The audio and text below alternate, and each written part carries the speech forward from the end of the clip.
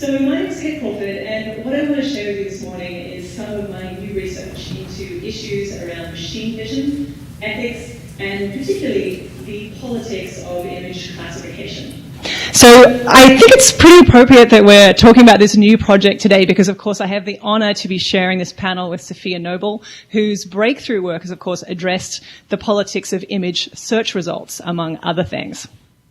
So what I want to share with you today comes from a brand new study on AI and images in collaboration with the artist Trevor Paglen. Over the last 2 years, we've done a deep dive into the nature of images in artificial intelligence, which has involved looking at hundreds of training data sets and thousands of images. And we're really interested in 3 questions in particular. What is the status of the image in AI? What work do images do in AI systems? And finally, what is at stake in how AI systems harvest, label, and use images? I'm going to begin with a little story about machine vision from its early origins back in the early 20th century, rather mid-20th century. This is 1966, when Marvin Minsky at MIT decided that interpreting images was central to the process of intelligence. So he asked his then undergraduate student, Gerald J. Sussman, to, and I quote, spend a summer linking the camera to a computer and getting the computer to describe what it saw. Well, this was then called the Summer Vision Project. Needless to say, the process of getting computers to describe objects in the world was much harder than they expected. The common narrative is that now we've come so far with artificial intelligence that challenges such as object recognition and facial recognition have been solved. But I'd argue that the challenge of images and what they mean is always going to be a political one, far more than a technical one. Once labels are applied to images, a type of meaning is being constructed at the level of representation and identity, and this can have profound consequences. Hopefully you can see this image behind me. This is an image of a violin player being interpreted by an open source, off-the-shelf, anyone can use it, AI recognition algorithm. It's doing, in some ways, exactly what Minsky would have hoped for his Summer Vision project. The computer is describing what it sees. But what does it mean that this person is being described as a woman? Or that she is likely 0 to 12 years old, as this little box out helpfully tells us. Or that the emotion she is feeling is apparently 49% sad.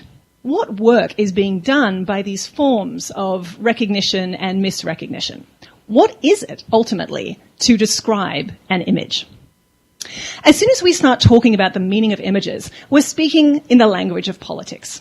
The nature of images has historically been at the heart of struggles about power. We can go all the way back, of course, to 8th century Byzantium, where we had controversies over making images of the Christ, which resulted in the mass destruction of images, the iconoclasm of 726 AD.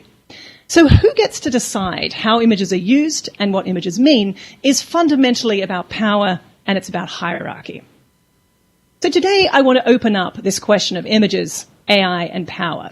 And in particular, I'm going to focus on what happens in machine vision systems. Now, a brief moment for definitions, which I think is always a good thing. Machine learning systems use algorithms and essentially statistical models to automate the performance of discrete tasks, like recognizing faces, filtering email, or directing autonomous vehicles. Machine learning works by building a mathematical model of sample data, known as training data, which a system uses to make predictions or decisions. For systems that need to recognize images, they're trained on thousands, sometimes millions of discrete images. So in short, images are becoming a lingua franca of machine learning. They are the underlying alphabet from which machine vision systems detect forms and make meaning. So right now, AI systems are making fundamental interventions into visual culture, ones that have far-reaching consequences, say in the manner of the seismic shifts brought about by the invention of photography in the 19th century and the invention of perspective in the 15th century. For example, when Alberti outlined the invention of artificial perspective in 1435, it was widely accepted across Western Europe to be an infallible method of representation, what W.J.T. Mitchell called an automatic and mechanical production of truth about the material and mental worlds. It was a profound transformation, and at the same time, it was denying its own artificiality by laying claim to be a natural representation of the way things really look. Then the invention of the camera just reinforced this idea that perspective is, again, a natural way of representation. I love this particularly sardonic quote from Mitchell. I'm not sure if you can read this, so I'm going to read it out to you.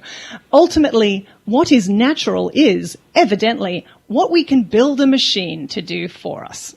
I think it's completely spot on. And of course, machine vision is the latest engine of naturalization, altering some of the basic relationships between humans and images under the banner of science and objectivity.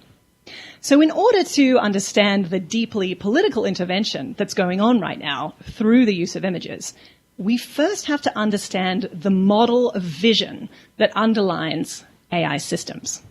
This requires, I believe, looking into the substrate of images themselves, as well as how they are harvested, recognized, and labeled in machine vision. And I think in doing so, we can begin to see that images are no longer spectacles that we observe, not in this space. They are now looking back at us. Images are, in fact, actors in a process of massive value extraction, drawn from the most minute and intimate moments of everyday life. So my talk today is essentially going to touch on two big themes. The first is that I'm going to share with you some of the training data sets that we've been studying over the last 2 years to show you how machines are being trained to see the world and the underlying politics that's being freighted along with that. And then I'm going to look briefly at how these systems of seeing and labeling are being deployed to extract value and what this does as a form of financialization and securitization of everyday life. So, let's begin by thinking about the precursors to contemporary AI training sets. Of course, I have to begin with a shout out to Lorraine Daston, Peter Gallison's completely integral work here on mechanical objectivity, which traces these histories of scientific vision. And of course, we can look back to things like the 19th century phenological experiments of people like Francis Galton, the Victorian statistician who would make these sorts of composite photographs of criminals, prostitutes, and people with mental illness that became part of his foundational work in eugenics. Around the same time, across the Channel in France, Alphonse Berton was the French police officer and biometrics researcher who invented the mugshot and used those images to track the facial characteristics of criminality. Italy, of course, had Cesare Lombroso, who believed that crime was a characteristic trait of human nature and could be seen in the face. Of course, these are all classic ideas drawn from physiognomy, psychiatry, and social Darwinism. And he used to collect series of photographs to display what he erroneously believed could reveal the physical traits that would be connected with criminality. But take a good look at that image there, if you can see it well on your screen, because it has a lot of similarities, I would suggest, with this one. This is from the very first that we know of experiment in facial recognition. It comes from a paper that was published in 1963, but published secretly because it was funded by the CIA, and it was authored by Woody Bledsoe. This is, in fact, still considered to be a classified document. Many people have tried to FOIA it, but of course it has recently leaked. If we fast forward then to the early 1990s, we see the Defense Advanced Research Projects Agency, DARPA, funding this particular training set that you see above me here. It's called Ferret. And it was designed for some of the very early applications of facial recognition research. And as you can see, the style is quite different. It was based on a more formal portrait style of photography. And it was based on people who worked in the lab and lived in the nearby area. So they got the tea lady who came in every day. They used to go around and look at people in shops and say, oh, can we take your portrait for a new experiment in how machines will see? But very soon we come full circle, where mugshot images are once again used to train AI systems. This is a NIST dataset called Special Database 32, Multiple Encounter Dataset. It shows photographs of people who've been arrested multiple times to try and track the aging process. So AI researchers can use it to try and predict how old somebody is. This set has also recently been written about by Oz Keys, a researcher at the University of Washington, who I think has powerfully brought the problems of this type of image collection into public view. So let's talk a little bit about how training image sets work. Because every training set, like any system of classification, has to have an overall taxonomy. That is, what are the scope of concepts that you're trying to organize, and what is the architecture of that organization? The way that I've been doing this is studying the categories, labels, and relationships between images and concepts. For example, one of the things we've been studying at AA Now is called affective computing or affect recognition. Systems that try to sense what type of mood you're in, what you like and don't like, whether you're lying or telling the truth, just by looking at your face and your facial expressions. What you can see here is an early example of a training set designed to do this sort of thing. It's called JAFFE, which stands for the Japanese Female Facial Expression Set. It was made in 1998, and it's a database that contains 213 labeled images of 7 facial expressions, that is 6 emotions plus 1 neutral, which are meant to represent the so-called universal emotions. So, of course, the taxonomy here is emotions and facial expression. Here's another one which does something very similar. This is the Karolinska Directed Emotional Faces, or KDEF set, also made in 1998, which contains 70 individuals, each displaying this canonical 7 states: happiness, sadness, fear, disgust, anger, surprise, and neutral. So here in these 2 training sets, I think we can already see that there are a lot of assumptions that are being built in. The first is that emotions is a sensible taxonomy at all. The second is that this idea that there are only 6 emotions plus neutral, and that somehow those emotions are expressed on people's faces in a way that reveals our true interior state. So where do these assumptions come from? Well, underlying this taxonomy of affects is the work of the psychologist called Paul Ekman. And of course, many people have written about his work. I want to give a particular hat tip here to scholars like Ruth Lays and Luke Stark. Now, while Ekman's work has been profoundly critiqued by psychologists, anthropologists, and beyond, the reality is, even though this work doesn't hold up to very sustained scrutiny, his paradigm has been completely adopted in a very unquestioning way by AI researchers and developers. And there are so many problems with this. First, because emotions were really only invented as a concept in the early 19th century. Before that, there was a far more abstract system of affects, sentiments, and passions. And in a way, Ekman's paradigm is kind of perfect for machine learning. It assumes transparent relationships between appearance and essence, and it produces a series of discrete and universal categorizations that are then, of course, easily turned into quantitative metrics. The politics of these sorts of taxonomies and their problems becomes even clearer in places like this one. This is called the UTK face dataset. It has over 20,000 faces with labels for age, gender, and ethnicity. Let's have a look at how this set actually describes people. First of all, gender is either 0 or 1, which is to say that gender is always binary, and the assumption is that faces are either male or female, and there's nothing else. Secondly, race is categorized into one of 5 sets. You're either white, black, Asian, Indian, or, of course, everybody else is put in the category of other. I kid you not. And then thirdly, in addition to being this sort of laughably narrow set of categories, there's also a more problematic assumption that you can even ascertain somebody's race at all by looking at a photograph of them. You may or may not be able to see this, but this is the set of labels where you can see this sort of integer from 0 to 4, which will describe your race.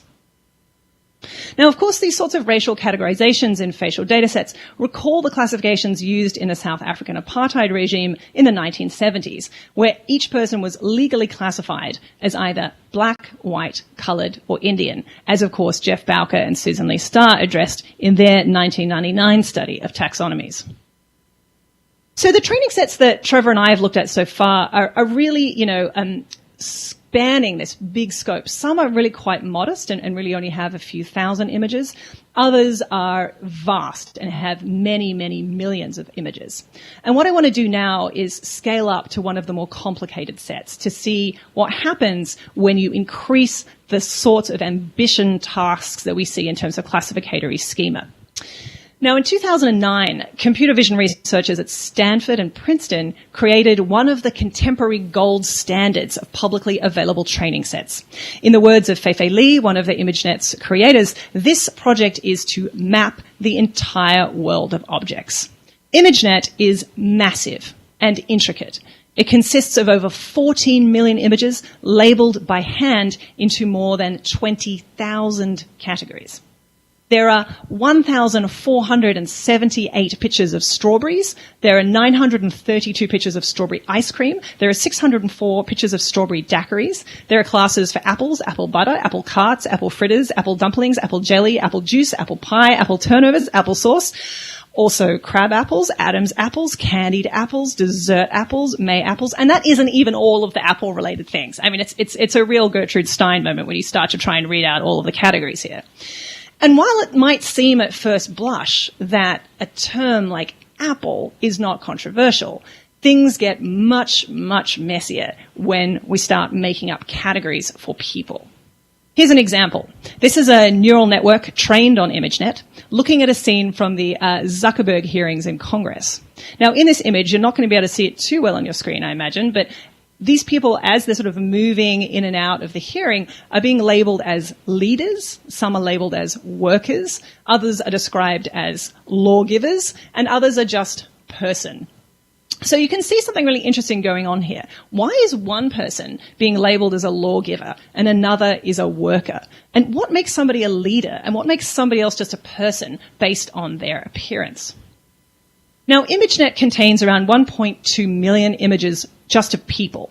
And those pictures of people have been organized into almost 3,000 categories. And I want to remind you that almost all of these images have been scraped from public sources. In many cases, people's Flickr sets, their family photos.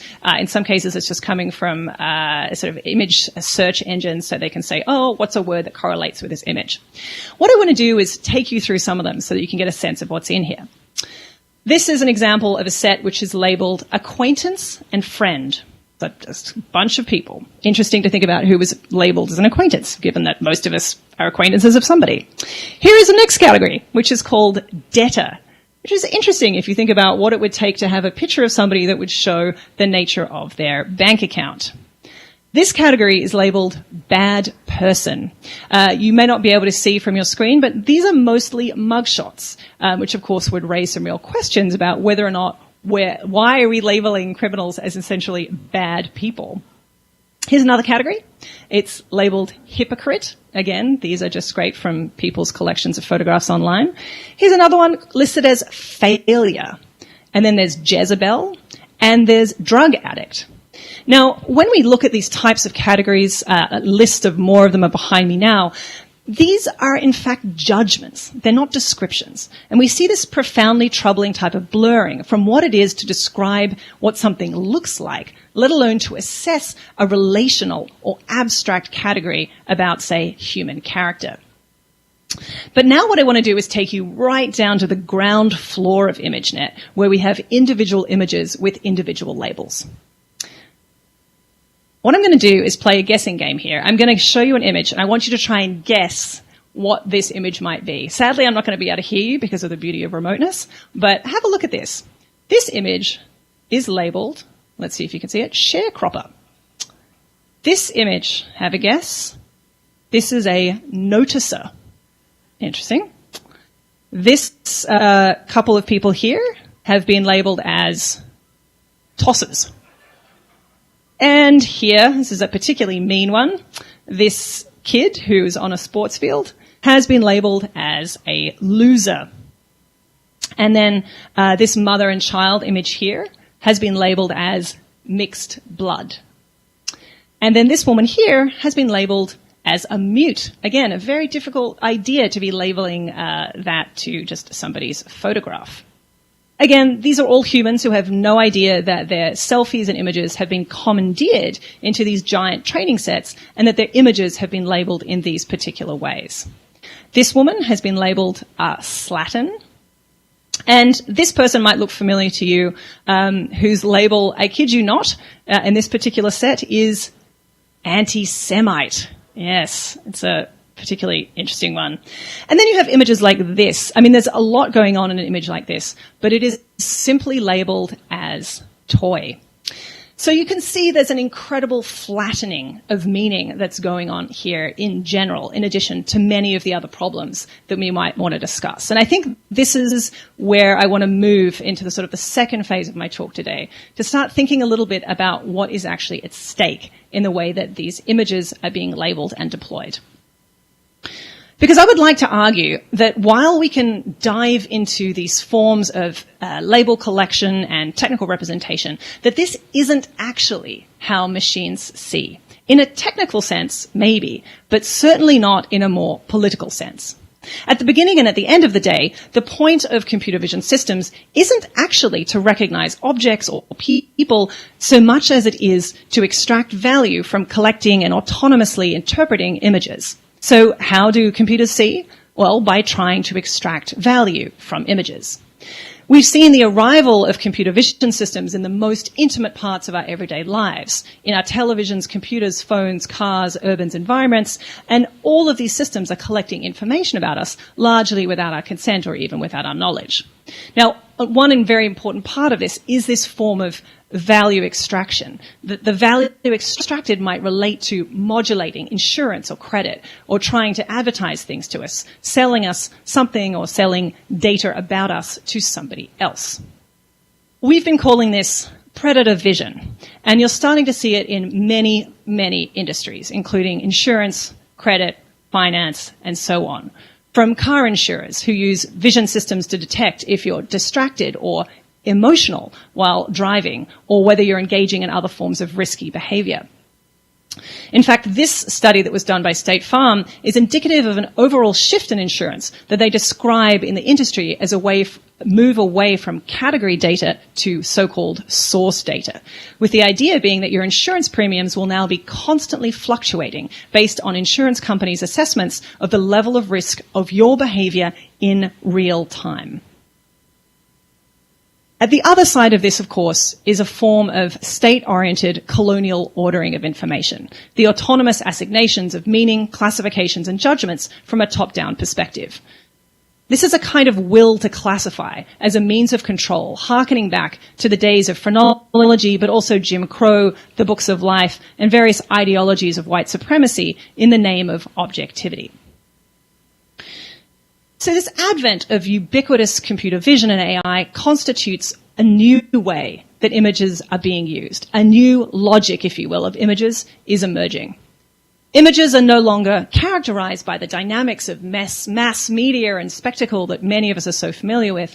Instead, they are part of an active apparatus that's being used to extract value from sections of society that were previously relatively inaccessible to capital and to policing. That's our bedrooms, our desks, our cars, our kitchens and our phones, our affects, our attentions, and our histories. This unrestrained thirst for new fields of cognitive exploitation has driven a search into ever deeper layers of human bodies, actions, and behavior. I can tell you from having, looked at now thousands of these, that there are training sets that exist for everything from emotions to resemblances between family members to tracking visual changes in a person from one mood to the next, from human actions like hugging, holding a child, or crying. There are some really strange ones that track anomalous human behavior, which I'll have to show you at another time, which are extraordinary in themselves. But in essence, every form of biodata, including forensic, biometric, sociometric, and psychometric, are currently being captured and logged for training AI systems. And honestly, in this period of doing this sort of multi-year research project, what also blows my mind is that we're seeing new training sets released almost every week. I mean, it's extraordinary just to try and keep up with them. We can think of these spaces that were previously difficult for capital or policing to occupy as having constituted a kind of de facto commons that afforded a kind of freedom through anonymity. We were simply too hard to reach in some settings and some contexts. But as these systems become more far-reaching and ubiquitous, they colonize ever more spaces by subjecting everyday life and people to these top-down logics of financial extraction and to the epistemologies of phrenology, classification, and control. And this matters, I think, for many reasons, but certainly because deciding what images mean is at the root of power. Every social struggle has included a struggle for meaning as much as a struggle over rights, because the two are always inseparable. Every social struggle has been, in part, an effort to make images mean different things, because struggles for self-representation are exactly that, struggles to define the meaning of your image. The freedom to say, this is not an apple. The freedom to say, I am a man. Or to say, I am a woman. Or to say, I am neither a man nor a woman. By opening up this substrate of images, this underworld of the visual that is generally unseen but is nonetheless the fundamental ground of all AI construction, we can begin to critically engage and pull apart these claims that AI vision is somehow objective or universal or ahistorical or non-ideological. For me, training data is a really important level at which we can see the historical and cultural origins, the labour practices, the infrastructures, and the epistemological assumptions built in, hard-coded into these systems.